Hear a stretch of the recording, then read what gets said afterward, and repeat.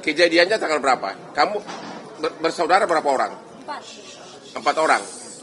Kamu nomor berapa? Saya nomor 2. Almarhum? Bungsu. Umur berapa dia pas kejadian itu? 16 tahun. 16 tahun. Itu tanggal berapa? Tanggal 27 Agustus 2016. Kejadiannya pertama dia dibonceng sama cowok yang juga almarhum. Iya. Dari mana ke mana berangkatnya? Dari rumah, izin mau main. Mau main, dijemput sama cowok ini? Iya. Oke. Mau jam berapa itu kejadian? Habis Isya kalau nggak salah. Oke, habis itu nggak tahu lagi beritanya? Iya. Nggak tahu lagi beritanya? Baru tahu kemudian bahwa almarhum sudah meninggal, berapa lama kemudian? Di jam setengah 1 malam. Malam itu juga? Iya, di malam itu. Yang kasih tahu siapa? Ternyata yang ngasih tahu itu pelaku datang ke rumah. Awalnya kan nggak tahu itu pelaku ya. Datang ke rumah. Pelaku yang juga udah divonis? Iya. Dia bilang apa? Dia bilang Vina kecelakaan. Oke. Ya, terus bapak sama kakek itu datang ke rumah sakit. Di situ masih ada napas sih sebentar, terus nggak lama dia meninggal. Nama pelaku yang datang ke rumah itu siapa? Saya kurang tahu ya, soalnya yang ngadepin waktu itu bapak. Ada, bapak tahu? Nggak ingat ya? Nggak ingat. Kok dia bisa tahu rumahnya Vina dari mana? Mungkin dia tahu dari yang lain, mungkin nggak. Oh, jadi nggak kenal kalian identitasnya? Iya, nggak kenal. Oke. Kemudian kalian ke rumah sakit dan meninggal. Iya. Kemudian sementara benar awalnya kata polisi kecelakaan tunggal. Ya, waktu datang ke rumah sakit itu kan di situ ada polisi tuh bilang katanya kecelakaan tunggal. Oke. Kemudian terus? Keluarga percaya karena yang bilang kan polisi ya, jadi langsung dibawa aja. Emang waktu tiba di rumah sakit masih bernapas almarhum? Iya, masih. Tapi nggak sempat ngomong, nggak bisa sempat ngomong. Nggak sempat ngomong karena dia udah keluar darah banyak. Kalau yang cowok? Kalau yang cowok udah meninggal di tempat. Meninggal di tempat. Itu. Oke.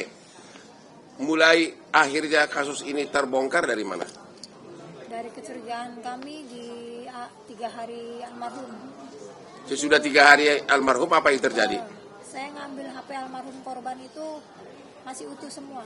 HP dan motor itu masih utuh, nggak ada yang retak, nggak ada yang lecet, nggak ada yang pecah gitu, nggak ada. Ambil HP dari kantong korban atau dari mana? Dari kantor polisi. Oke. Iya. Masih utuh semua. Masih utuh semua. Oke, terus? Terus saya curiga di situ kok bisa kecelakaan yang hebat kayak gitu, HP nggak ada lecet, nggak ada retak.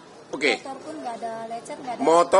Motor nggak rusak. Nggak rusak, korban HP juga tidak nggak rusak, tapi oleh oknum polisi saat itu disebutkan kecelakaan tunggal gitu. Kecelakaan tunggal. Nah, ini nih, perhatian dari polisi nih, ya. Motor tidak rusak, tapi HP tidak rusak, tapi pernyataan pertama dari polisi disebutkan kecelakaan tunggal. Oke, terus? Terus saya pulang, saya sama keluarga yang lain tanda tanya di situ. Cuman kami keluarga nggak ngerti apa-apa, cuman hanya sekedar bertanya-tanya aja. Terus malamnya itu jam 1 malam saya ditelepon sama abangnya temennya bahwa bilang kalau almarhum adik kamu masuk ke tubuh ponakannya. Jam 1 malam saya datang sama bapak itu ke sana. Oke. Jam 1 malam hari ketiga. Kalian ditelepon oleh abangnya yang kesurupan itu. Iya. Namanya siapa? Linda. Oh, Linda kesurupan. Berapa jauh rumahnya dari rumah kalian? Berapa jauh sih? 1 kampung, 2 kampung? Enggak. Ya pokoknya kalian pergi ke rumahnya. Iya. Terus ditelepon sama abangnya, katanya Linda kesurupan gitu. Ya, adik kamu gak mau pergi sebelum ada yang disampaikan. Oke, akhirnya kalian datang ke sana. Kamu ikut? Saya sama bapak. Bapak. Terus apa yang kau lihat? Di situ almarhum cerita semuanya kejadiannya, bahwa bilang dia itu jangan terkecoh sama polisi, Mbak. Saya bukan kecelakaan. Kalau saya kecelakaan pasti baret semua saya.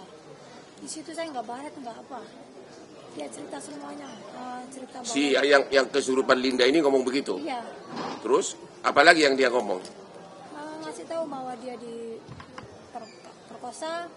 diperkosa, dibunuh, disiksa gitu, kayak dipukul balok, dipukul batu gitu. Dia cerita. Yang berkosa itu benar 13 orang katanya. 11. Cuman katanya nggak semuanya. Apa?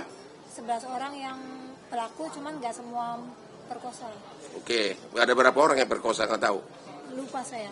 Oke, terus apa lagi yang dicerita? Ya, terus dia disiksa kayak dipukul batu, dipukul bambu gitu. Dan semua Sama. Semua yang diceritain sama dengan kondisi tubuh si korban. Padahal si Linda yang kesurupan ini tidak pernah melihat mayatnya. Belum datang, dia justru belum pernah lihat mayatnya gitu loh. Terus kemudian akhirnya kok bisa sampai akhirnya polisi kemudian merubah angkapannya dari kecelakaan tunggal menjadi penganiayaan dari mana? Hanya gara-gara rekaman ini? Saya kasih rekaman itu, terus bukti bahwa HP almarhum adik saya masih utuh, terus motor juga masih utuh. Itu saya kasih semua foto-fotonya ke bapaknya almarhum yang cowok. Ya. Terus nggak lama. Bapaknya almarhum juga polisi? Polisi. Pangkatnya apa? Saya kurang tahu. Di Polres? Di Polres Cirebon. Cirebon. Oke, akhirnya dikasih. Terus? Terus dikasih. Apa? Aibtu, bapaknya almarhum yang cowok. Oke, terus? Terus saya kasih bukti-bukti itu, nggak lama ada berita bahwa pelaku ketangkap. Yang ditangkap 8 orang?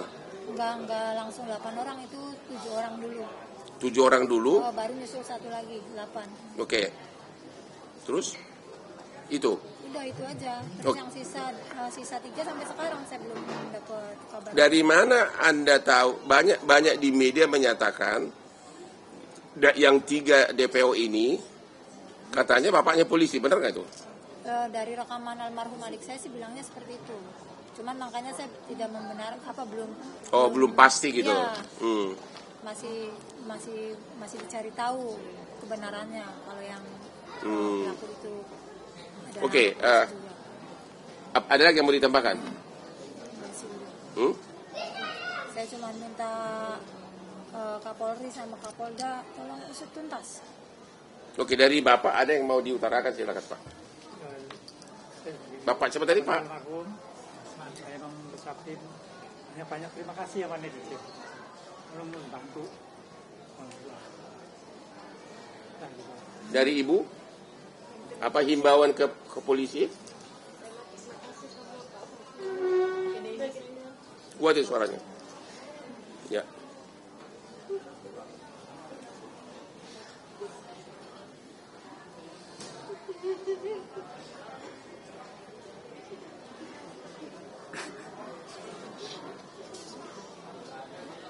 Mengucapkan terima kasih kepada Pak Hotman Paris, kepada Pak Derat, kepada netizen se-Indonesia yang sudah mau membantu menaikkan lagi kasus ini, membantu supaya